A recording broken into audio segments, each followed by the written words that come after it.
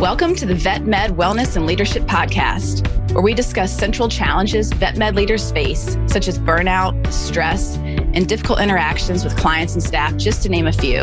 In each episode, you will hear about actionable solutions that you can apply to your practice and invitations to connect with fellow leaders who are passionate about improving the wellness of the vet med profession. By subscribing, liking, commenting, or sharing this podcast, you are helping more veterinary professionals find the resources shared in these episodes. Thank you in advance for listening and supporting this show. I hope you enjoy it.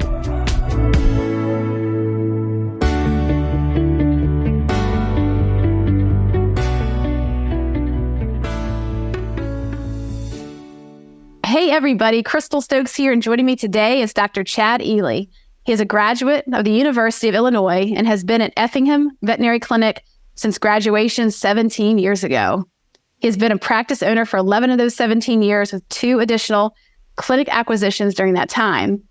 In addition to business and practice management, Dr. Chad has a special interest in orthopedic and soft tissue surgery.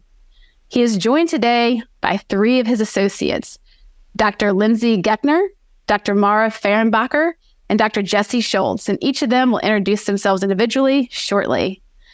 So today we are going to talk about one of the secrets to their clinic's unusually high retention levels. But before we dive into that, we're going to start with a little icebreaker by having everyone introduce themselves. So you all, if you don't mind taking the mic, let's have Dr. Jesse go first and just introduce who you are, where you went to school, how long you've been at Effingham Veterinary Clinic. Sure. I'm Jesse Schultz, and I'm a 2012 grad from the University of Illinois. So I've been here a while and doing mixed practice. That's what attracted me to this location. And I'm still here, bothering my boss. This guy. How about you, Dr. Lindsey? I'm Lindsey Goeckner. I went to the University of Missouri, graduated in 2017. Been here since graduation, so 6 years. Nice. Dr. Mara. Yeah. Hi, I'm Mara Fehrenbacher. I also went to the University of Illinois, graduated in 2016, and then started at Effingham upon graduation. So I've been here 7 years. Wow. Nice track record. You guys have been bothering each other for a long time. Yeah.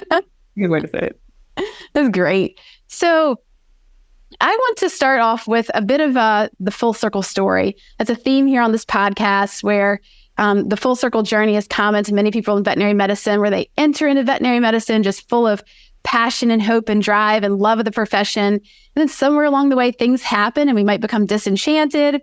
We may decide to leave the profession or leave an organization. And hopefully with time, we find our way back to the top of that circle. And I think, Dr. Jesse, you mentioned you had a kind of a version of that full circle story here with this practice. Would you mind sharing that with us?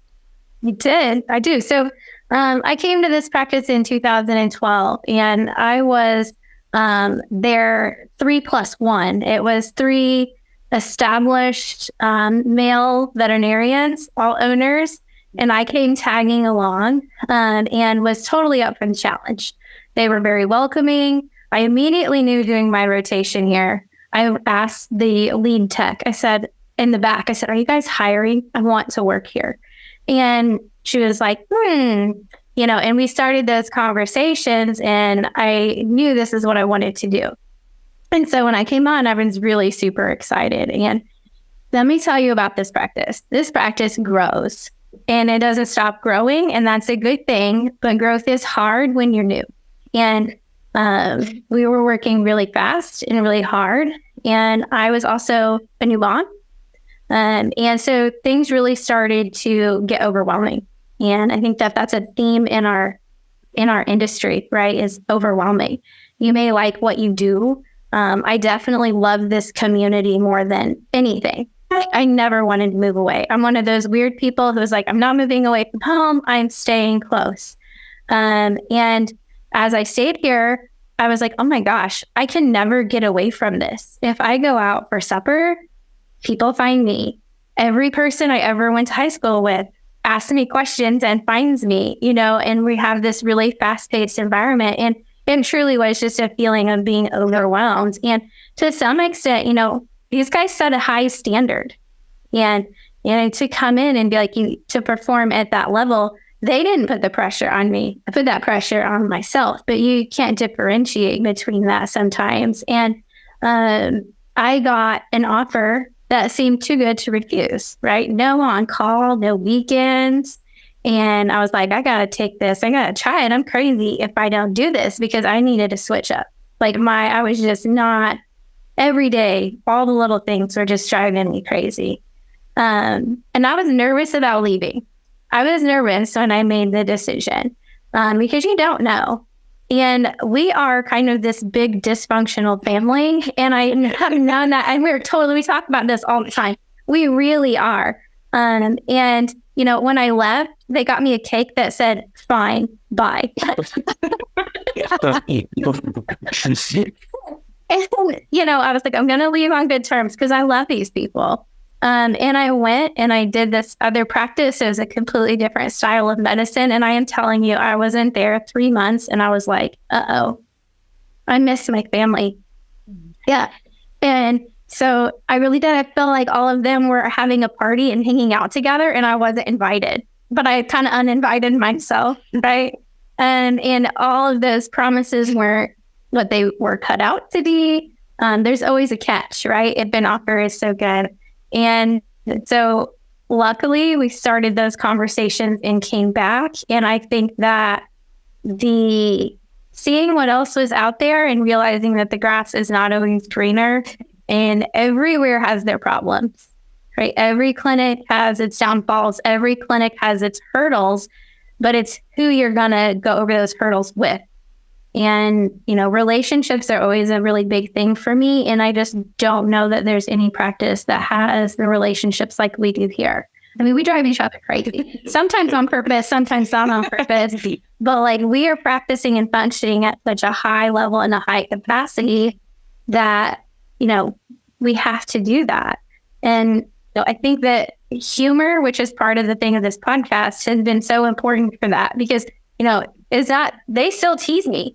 Like, oh, well, you don't know, you left, you know, and that's okay. Cause I think that's how we overcome things. You know, there's no too soon after someone making a mistake for us to kind of make a joke about it because that's what helps get us through. And I need that. And I think we all need that. And this community and the big community where we practice, but also the community within are what is so important that keep us going. And so I think I came back knowing that not everything had changed, right? I had changed. Some things had changed, but just accepting the fact that this is going to be fast paced and this change is probably going to be forever, but that's what you want. You don't want to be the stagnant clinic that doesn't change, and you want to do it with fun people. It's such a great story how that time away really made you appreciate what you have. And then you came back feeling like you had a choice. You were choosing this instead of being stuck in it and feeling trapped. Oh, yeah. 100%. Wow. So Dr. Chad, I'd love to pass the mic to you and hear more about how your practice has evolved over time and how humor has been a part of that. Was it always there from the beginning? How's it changed? I think it's been there. It's always been there since the beginning. I think it's just to a different level now, maybe. So when I first started here, it was myself and my two bosses, which are now my partners. And after about 4 years, we discussed ownership. At 4 or 5 years, we started to discuss ownership. And, you know, honestly, and after I bought in, the practice I just kind of fell where I felt the practice needed me or what the practice needed. And I felt like maybe the fast pace, the demand of our clients, the type of medicine we're doing, it was stressful to everybody.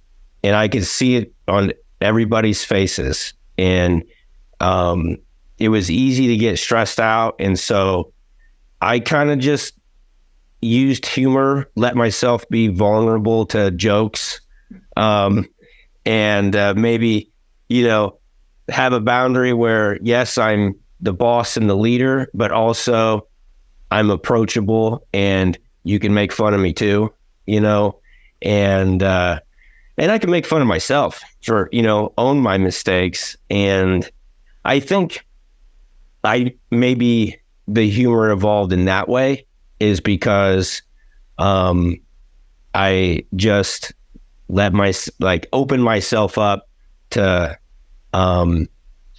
I guess, jokes. Yeah. You can take it. So he's the punching bag, huh? I'm the punching bag 100%. I'm like the boss that's their little brother that they can pick on. I love it. But there's parameters too. I mean, they're respectful as well, of course, Uh-huh. There's certain lines they don't cross, but it sounds like you have a really fun time with that. And that leadership style has worked really well for maintaining such a fast-paced, highly engaging environment. Something we had spoken about prior to this recording was this kind of combo of being fun and fast-paced. They don't have to be mutually exclusive. Can one of you speak to that? Maybe, let's see, Dr. Lindsey or Mara, can you speak to that? What you notice about fun, but also fast-paced and how they might go together? I mean, we always, I feel like, use humor to deflect a lot of tension in stressful situations. So like if you have like you're feeling a little overwhelmed or something and, someone will crack a joke or make fun of you as far as, you can't get a catheter today, huh? You must really suck or something like that. And then you giggle and then it's like, okay, it's fine. I feel like that's a big part here where we just, yeah. And really everybody's in on it. There's nobody that's really off limits, nobody that, doesn't participate. Mm-hmm. But I agree. We never really, you don't go too far. You don't want to kick somebody when they're down, but. Yeah. Yeah. So you all have like a natural kind of boundary of a way that works for you, of a playful kind of humor. And it seems to really diffuse tension during those times where it may be under high stress, you're moving really fast, and it sort of helps keep the spirits high. Something that was remarkable about your practice is the very high level of retention. And the focus of this podcast is how humor may be playing a role in maintaining happy people. So Dr. Chad, could you just talk to us about kind of some of the numbers behind this? How many veterinarians you've had there, how long they've been? I think, has this been their first job or have they had previous experience? Just tell us a little bit about the team that you currently have and how long they've been there. Okay. I mentioned me and my two partners that were my bosses when I moved to Effingham. Then we hired Dr. Jessie in 2012, and she started the first day of my ownership. And then after that, next we hired Dr. Mora in 2016, Lindsey in 17 as a 17 graduate. Let's see, Katie is a 20 graduate from West Virginia, went to Ohio State. Tanner was a 2010 graduate from U of I, and Dr. Tanner Kirby was a 2010 graduate. He did start at a practice locally, not very far from here, and but he later came on board here. And so my two partners, myself, everyone I've mentioned now except for Tanner, this is their first job. Then we've hired three more, Dr. Candace Walk, Dr. Brianne Erfer, and Dr. Luke Daniels. They're also from University of Illinois, this is their first job. Our recent practice acquisition last year came with two veterinarians, and one of them had a prior job. So I think I mentioned all 13, and then the two that did not, this was not their first job. They landed here. Wow. So it's remarkable because we know that statistically, veterinary turnover tends to be very high during the first couple of years of practice. When you first enter, that's where burnout tends to be very high, and we often either leave the practice or leave the industry. So the majority of you being, this is your first go around in a clinic, and it sticks, like you're happy here. So I'd like to know more about, what do you think is a secret sauce, especially for those of you who are, all three of you ladies on the podcast, like you are here straight from school, with the exception of Jesse's quick walkabout. You've all been there. Can each of you just speak individually to personally, what is it that keeps you here? Let's start with Dr. Lindsey. I think I'm from the area, and I think one of the biggest draws for me was I was looking for mentorship right out of school, and that really attracted me to this clinic. I've gotten a ton of mentorship. I still do whenever I need it. And I think, I stayed for the people. Which I think we were talking about this earlier as far as our humor. We also just have a huge level of trust. We all spend a ton of time together. I think something that's unique to me is that I have had a couple pregnancies that were really, really difficult. I wasn't able to work for, weeks. I was hospitalized and things. And just knowing that I have a job to come back to, people that checked in on me, helped me. And I came back two different times that's happened. And, I had a super supportive clinic that was waiting for me. And that just means everything. Oh, that's wonderful. Yeah. And how about you, Dr. Jesse? I think that's interesting. I think that, I wanted mentorship, but I was really looking to come home close to where I grew up. And I do think that's a little bit of the factor, because there's some commonalities among who they hire. They tend to be people with grit. They tend to be people who are from the area, not necessarily super close, right? Not everyone's from right here, but we have this certain mindset, and we do tend to really care about other team members. There's just a general respect there. And I spent the first 6 months I was in practice. He did mention that my first day was his first day as an owner, but it was also the first day they bought their second clinic. And so I got thrown right in, and I would text him maybe 50 times a day. And I am sure he wanted to throw felt out in the highway. I never. Fine. But he didn't, and he did that for me and was my main mentor here. And then I was in turn able to help him when they hired Mara. And then Mara had that experience. And so we all practice so cohesively. If Chad has a case started and he gets called out, let's say his kid is sick or something, and no one knows what's going on with that case, it doesn't seem to matter because we practice so well. It's like passing a baton. I can say, this is where his head is at, and I can just go. And because of that level of trust, he trusts me with his cases. I trust them with my cases. That's really important. And I love that. Oh, that's wonderful. Dr. Chad, do you remember those days when she was first starting off and getting those 50 text messages a day? What was that like? They would have like X-ray. They'd be like, what's wrong with that? I wouldn't change a thing. It sounds like you enjoy the mentorship piece. That's fun for you. I very much do. I definitely enjoy collaborating on cases and helping with those things. And now they do it too. And I tell you what, when I see them helping the next group of young, I'm so proud of them, watching them all work together and doing the same mentorship. And I'm like, okay, what a team we got here. Wow. The role modeling really works, doesn't it? When we see it in action, then we know how to do it. And it sounds like coming into this environment, there's just mentorship built into the model, and that newbies get to come in and experience it and then pass it down to the people that come on after them. Dr. Mara, I didn't get to hear from you yet. What keeps you here? I started at Effingham because it was the type of practice I wanted to start with. Mixed animal, had a lot of dairy. I was really interested in that, and also could, do some animal stuff.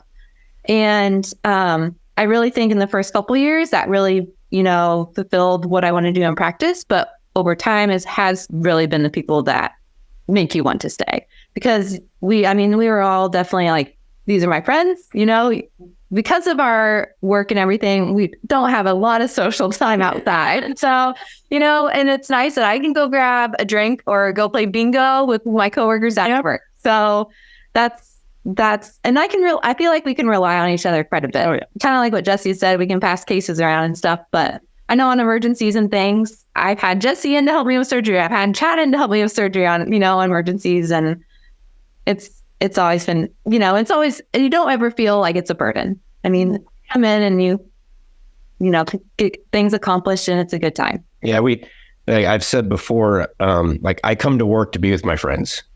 And You're the people that like, you tell you're pregnant when you not sure you want anybody about it.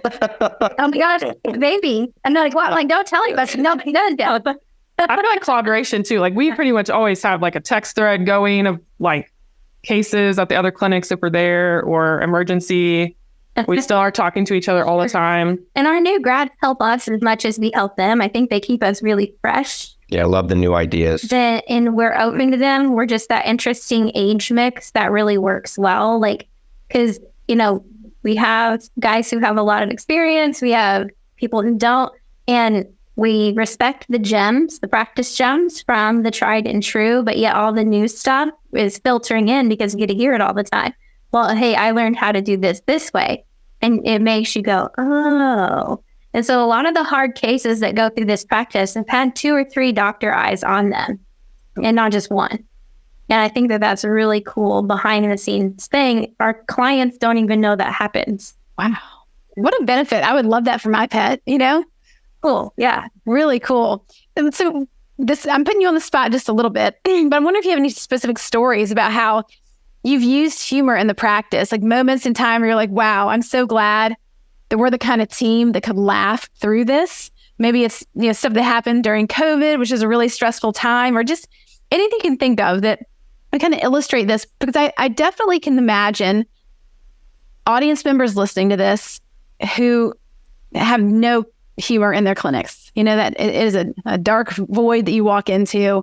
It is business, put your head down, overwhelmed, the burnout culture, and it's not fun. And so I think if we can't envision it, it's hard to do it. So hearing examples might just bring to life, how does this actually work for those of us who might be lacking the humor gene? Give us a couple stories. One that Lindsey and I talked about yesterday, that would be good for this was, it's been several years, but we had a breeder who really great people, and they had an outbreak of parvo at their kennels. Lindsey was fairly new, and I was fresh. Yeah. First Saturday alone by myself. So, and on Saturday, you work half a day and you're by yourself. It's a small animal vet. There's no, there's not another one here. Yeah. So, she calls me or texts me and was like, hey, like so-and-so, like they're having parvo. There's going to be like, only like 40, 50 puppies here that we need to get catheters in, things like that. And we were not, nobody could be set up for 50 parvo in-house cases, but that we were just unprepared. Yeah. For that mass amount of people. Yeah. So I came in and walked in the door. Because it's an ISO, I came in from doing stuff outside. I had on shorts, tank top. And so I put on this giant scrub top that you couldn't see my shorts or anything on. So one of the techs, her first response was, oh, Mara didn't wear pants today. But, yeah. Even furry. Yeah. I can't even furry. Yeah. One of the things I still think that we say today is because of that situation, we said, nobody panic. Yeah. Nobody panic. Me deflecting because I was absolutely panicky. I didn't want all of them to know that. I was a new grad. The breeders are excellent clients and they're excellent breeders. And they still say that all the time. Nobody panic. Nobody panic. We every day. Speaking of panicking, I was definitely panicking. I was, I don't know, I'd probably been out 2 or 3 years, and I had to do a C-section on a cow, and I hadn't done one solo, and I hadn't done one in like a year and a half. And I call him on a Saturday afternoon, and I'm in my driveway sitting in the vet truck, and I'm going, and I call him, and I said, can I just run through how to do the C-section over the phone?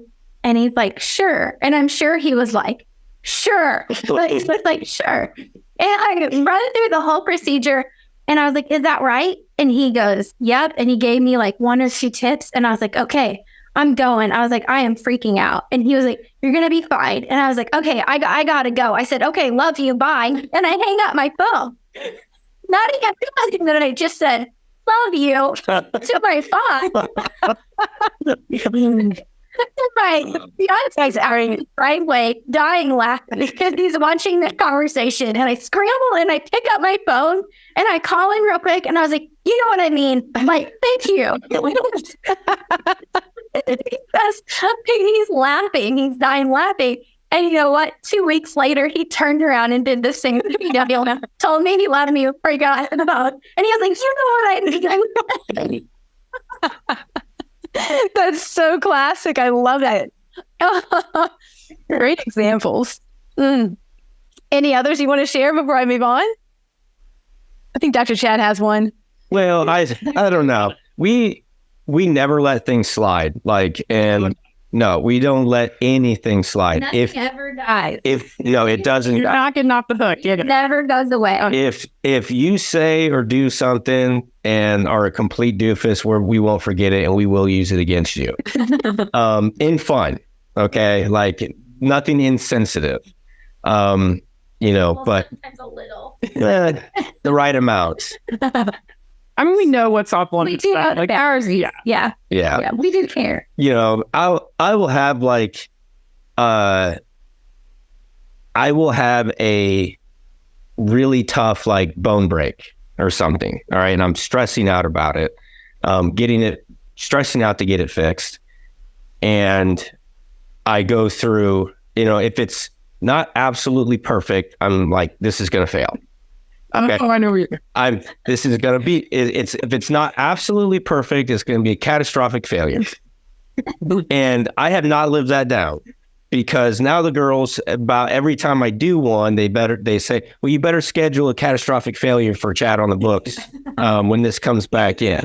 So, There has been a scheduled on the schedule. So my little drama overreaction is thrown in my face on a regular basis, and I could name a dozen more of those. Quit before you started. That's her. But it's all in fun, and it starts with, I think we've built relationships. Part of this team is to be a part of the team. We have to have a relationship and you have to be a team member. And it's almost self-policing at this point. It's kind of grown and to the point where we build relationships and everyone expects everyone to have a relationship and that trust.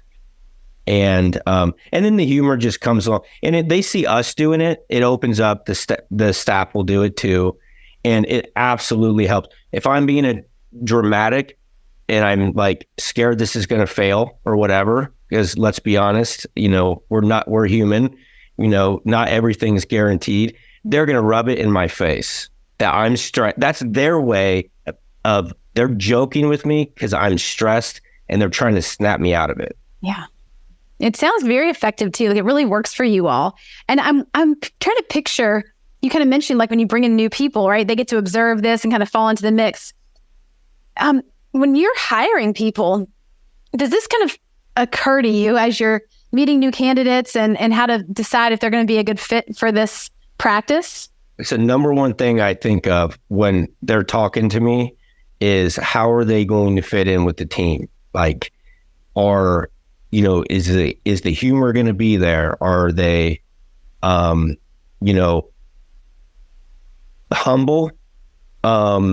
and personable? And I want a team player. I'm looking for a team player, not just, humor, but can laugh at least. Mm-hmm. That's so good. I'm thinking people listening to this might be wondering if you're hiring. We're always hiring. Right. This is vet med. Who am I kidding? Yeah. I'm always hiring. I could probably hire 2 more vets and find plenty of work for them to do. Yeah, I bet. It's wonderful. I can see why it's attractive, and you all have just a natural energy. It's really fun to watch. As a therapist, I think about the term psychological safety, and you all have it in spades, which is where you feel safe with each other to be your authentic self. You can make mistakes and admit to them. You have this like cohesion about the group where you all have a trust naturally built in, and it takes work to cultivate that and maintain it, but you're doing it. So hats off to you all. I'm really proud of the team you've developed. And as people are listening today, I always like to come down the home stretch with some takeaways, because we've talked about a lot of great stuff on this podcast today. For those listening, if they remember nothing we talked about, in one ear, out the other, if you pick maybe 1, 2, 3 things that you want them to take home, what would they be? Any of you can pitch in on this idea. I would say the best parts of our team is that we listen to each other. You know, everyone's perspective is heard. And because everyone wants to be heard, you know, and they need to be heard. And we build that relationship. And, you know, and part of the joking around is that we care about you, and you are stressed out. This is a crazy day. This is really stressful today. Let's have some fun, get you out of it, but get this work done and do a great job, you know? And I think we do. I'm very proud of this place. I think we do a great job, but I think having each other's back and snapping us out of those overwhelming feelings, the stressful feelings with humor, is key. It's absolutely key. It definitely gets me through the end of the day. Yeah. Excellent. How about each of you? Do you want to give one takeaway? Just what sticks out to you? Let's start with Dr. Jessie. I think for me, what I think is so important is I think of this as a long-term relationship, and it's a marathon and not a sprint. And the thing about this team is that it's not all sunshine and rainbows, but there is enough trust there that we know that they're still going to be there on the other side of whatever that hurdle is. And so you pick the team where you're like, those are my long-term people. And that's what this team is. And that's why they stay, because you're not going to pick up and find that very easily somewhere else. This is our long-term game. I love it. It's like your ride or die. Yeah. These are my ride or die. Really? For sure. They really are. That's beautiful. Anybody else? Dr. Lindsey, did you want to add anything? Or I was just going to say, I think trust is just the biggest thing. I mean, like even when Jessie took her little hiatus, we still talked all the time. Talked about cases, talked about her family, these are just my people that it doesn't matter where they go, you're stuck with me. Beautiful. I was going to say, just nice to have people that you know that will pick you up when you're down. Mm-hmm. You know, whenever you have those bad weeks where you get, you know, terrible case after terrible case, you just feel like you're flailing, then, you know, these guys I know will have my back and, you know, help me out when needed. And that's important in a team. I feel like Mara's notorious also for bringing in like something delicious homemade that just like makes you feel better. Yeah, food helps a lot. We eat a lot of sweets here. Yeah, everybody does that. But eat it. Yeah, hers is like homemade and delicious. Yeah. That sounds wonderful. I'm going to book the next flight over for some sugar and some treats. It's been wonderful. Was there anything else that you all wanted to add before we wrap up today? I'm going to lead off with the question of where can people find you, but I just want to make sure we didn't leave anything unsaid before we go to that last segment. I had a vet who retired with us, and he was really interesting. He had his own anxiety problems and had overcome them. And he told me one time, he said, "You do remember this is supposed to be fun." And that really changed for me. That was it. That'll stick with me probably forever. Wise man. That day, I was like, no, I actually didn't remember that this was supposed to be fun. But when he said it, I thought, yep, that's key. That's beautiful. Yeah. I thought that when we were talking about the new grads also is seeing them be excited to do their first pick anything is kind of like, okay, there was a time when every case we did was new and exciting and we were excited to dive in. And so that's kind of exciting to watch too. Yeah. The mentorship and trust is really strong in your company. And the humor is like probably the glue that holds a lot of that together. You've really built a wonderful practice. I hope people listening today can learn from some of this discussion and really take that into their clinic. So I appreciate you all, each of you being here. I know you're very busy day. It's packed. And so this, 30 minutes together is really precious. And I'd like to leave off with how people can find you. If they want to connect with you, where's the best place for them to go? Our website is effinghamvetclinic.com. We're also on Facebook, and I'm on LinkedIn, Chad Ely. Great. I will link all that in the show notes. People don't have to hunt for it. And again, thanks each of you for being on today. It's been a real blast. Great. Thank you so much. Thank you for joining me today. I hope that you feel stoked after listening to this episode. And as always, I would love to hear your comments and feedback. Is there a topic that you want to know more about? Please let me know. And thank you again for subscribing and sharing your favorite episodes with others. It really means a lot.